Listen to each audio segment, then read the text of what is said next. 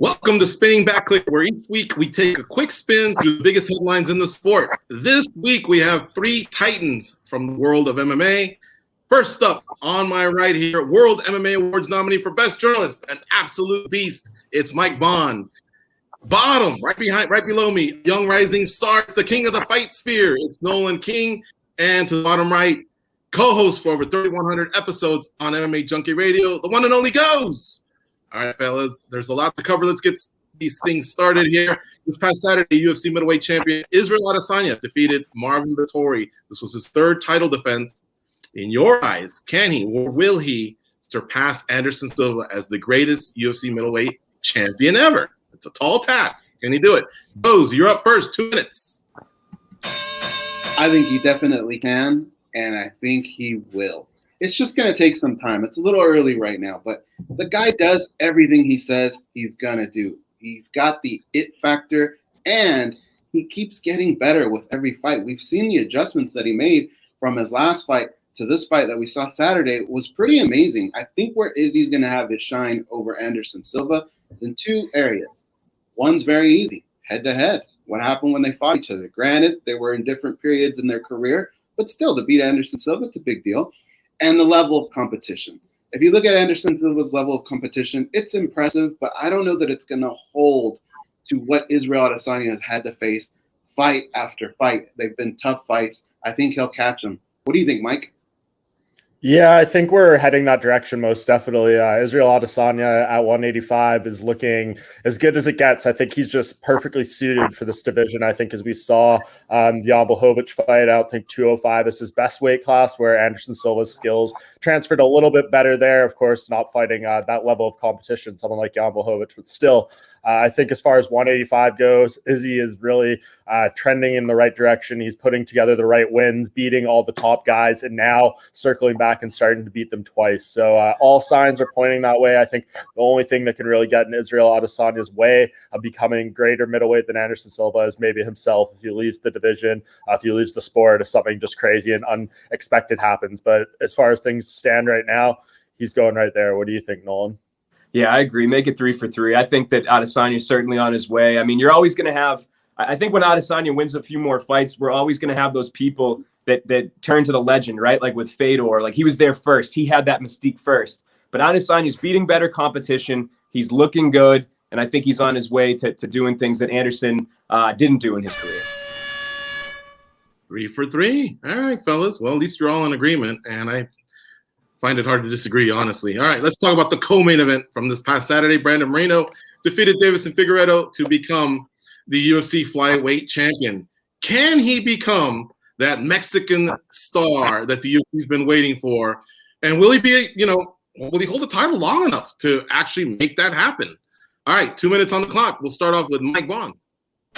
Yeah, I think the second half of your question is really what's going to make all the difference in the first. I mean, I think Brandon Moreno right now, he seems to be resonating very well. You look at the reaction he got from that crowd in Arizona, especially during the press conference, the weigh-ins, all that stuff. It seems like, especially when it comes to that market, states that are bordering Mexico, especially in Mexico, it seems like he's already that star, but he needs to hold on to that belt for a while in order to really explode and resonate fully. And I think that's going to be a tough task for him. That flyweight division is no joke. Obviously, he looked spectacular against Deiveson Figueiredo in that rematch, but I'd like to see a third fight between them in the future. Obviously, the first one was really close. I think there's some tough fights out there. Henry Cejudo maybe coming back would be a really big fight for the Mexican market if they could maybe put that down there at some point when coronavirus allows it. So I definitely think all the tools are there for Brandon Moreno. It's just going to be about winning the fights, that's for sure.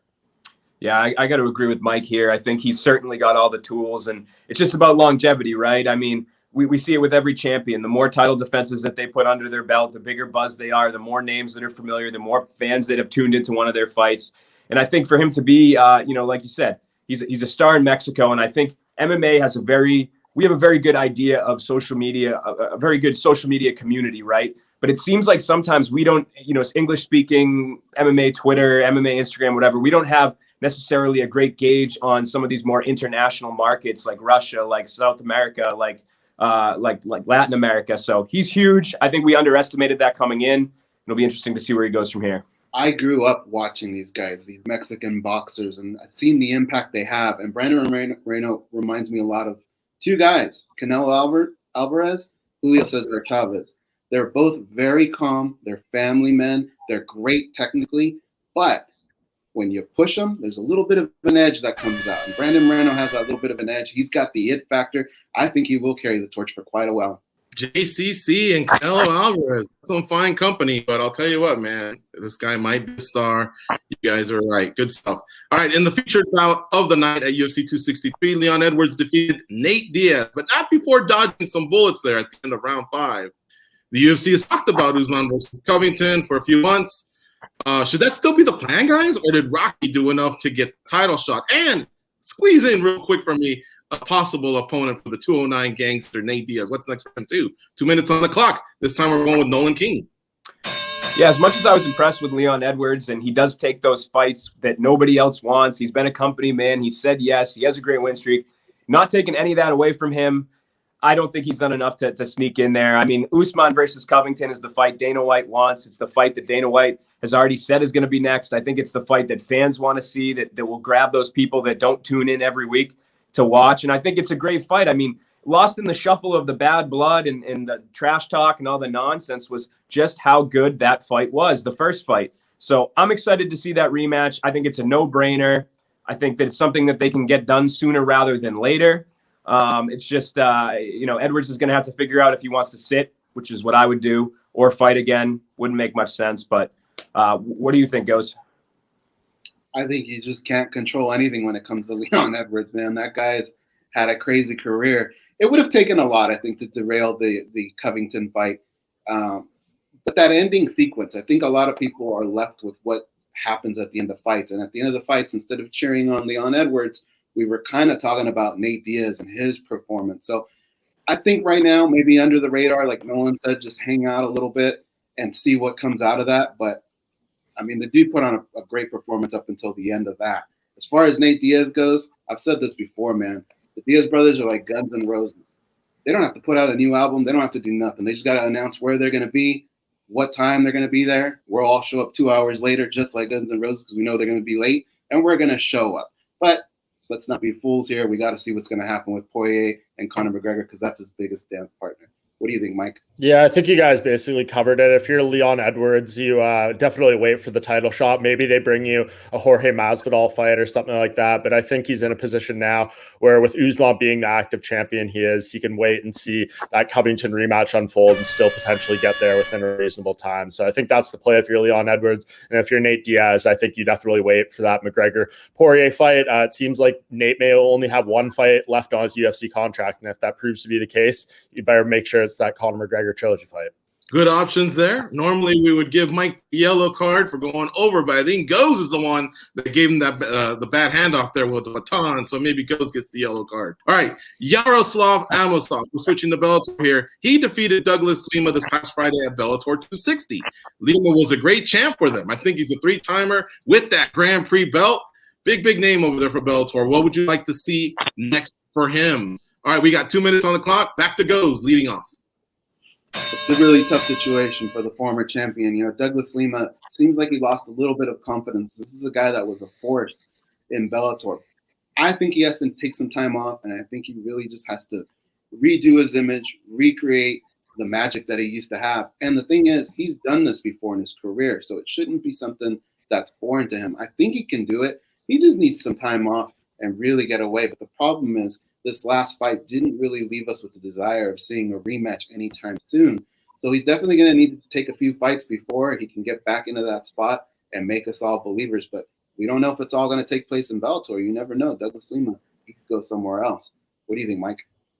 Yeah, this was a pretty surprising outcome for me. I mean, you just think back to like Douglas Lima's early Bellator losses, what happened to him against Ben Askren, not really being able to do too much off his back. And I thought his game had come a long enough way that obviously full credit to Amosov for being the incredible wrestler, grappler that he is. But I didn't think we'd get to see Douglas Lima getting put through a fight like that. And I think it definitely takes a lot of the luster off him. You know, people were talking about him fighting the UFC guys, him potentially maybe being the best welterweight in the world. And we didn't really get that out of him in this fight. So it's a difficult spot for him. Of course, there's still big fights for him in Bellator. An MVP rematch comes to mind if MVP doesn't get the next title shot, and that goes to Jason Jackson or something like that. So there is still fights for him, but I would be interested to know his contract status with Bellator. Maybe he follows the Michael Chandler route and we see him in the UFC. But right now, tough time to be Douglas Lima. Went from being, potentially 2 division champion to 2 fights later having no belt. So that's definitely a tough thing for him. And I agree, time off is necessary to rebound. If I'm Bellator, I'm booking Amosov versus Jason Jackson. On the other side, it sets up a number 1 contender fight, Douglas Lima versus MVP rematch. Both guys have done an excellent job of promoting themselves, promoting the fight. Those are the 2 fights that I would make if I were in charge. All right, let's move on to the next one.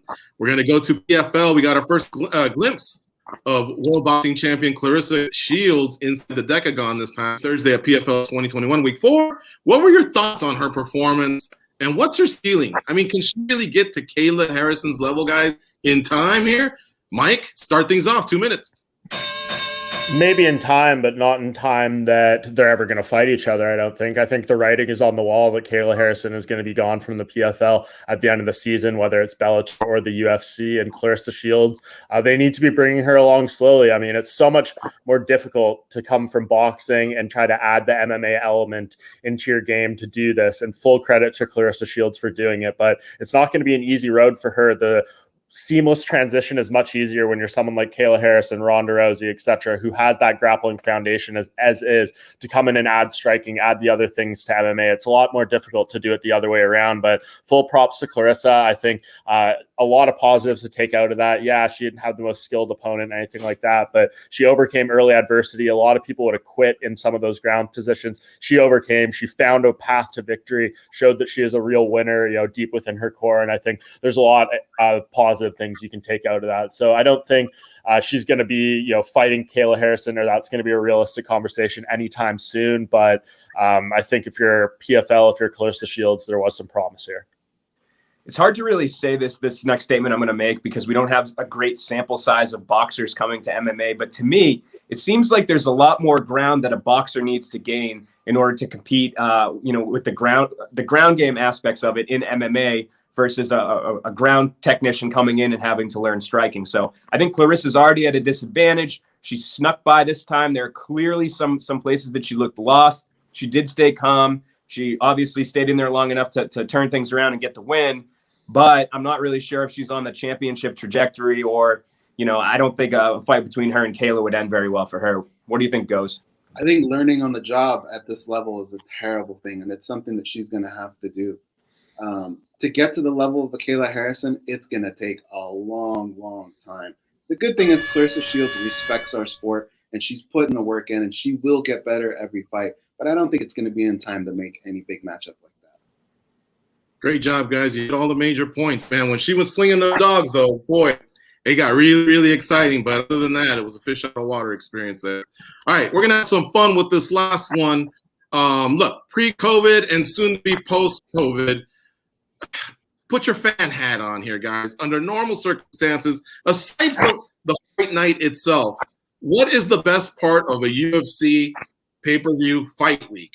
The press conference, the open workouts, or what's now known as the ceremonial weigh-ins? And you viewers and commenters here, I'd like you guys to also give your thoughts down below. All right, each guy, you get 40 seconds. Nolan, start things off. I mean, for me, it's still the weigh-ins. I know some people think it's kind of goofy, whatever. They're not actually weighing in when they're up there. But to me, seeing those athletes go face-to-face one final time before they step in the cage, there's a certain intensity that comes with that. Every single matchup, you don't really know, how the fighters are going to approach each other when they look deep into each other's eyes like that.